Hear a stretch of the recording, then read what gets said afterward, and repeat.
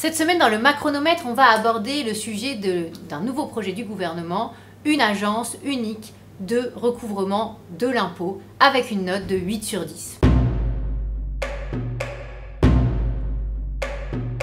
Que veut faire le gouvernement? Tout simplement qu'à la fois l'ensemble des impôts, mais aussi les cotisations sociales, mais aussi les impôts qui sont prélevés par les douanes, soient gérés par une agence unique, comme ça se passe notamment en Italie ou dans d'autres pays d'Europe qui ont réussi à faire des économies sur les effectifs, sur le fonctionnement, sur le coût du recouvrement de l'impôt grâce à des agences uniques qui s'occupent à la fois des cotisations sociales et des impôts et des taxes.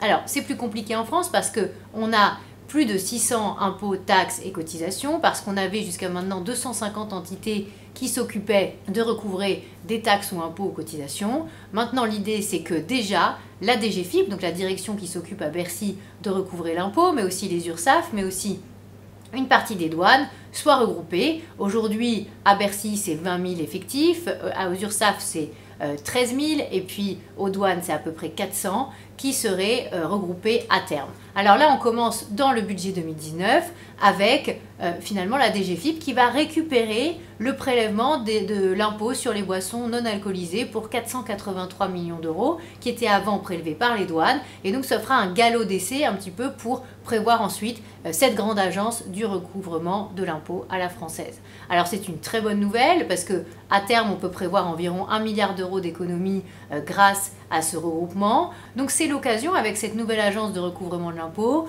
de se poser aussi la question de la réduction des petites taxes. On en a déjà parlé dans le Macronomètre, de la simplification de l'impôt dans les prochaines années. Et ça, c'est aussi quelque chose que cette nouvelle agence pourra impulser dans les années qui viennent et à partir évidemment de 2022, puisque c'est pas pour tout de suite, ce serait mis en place a priori en 2022.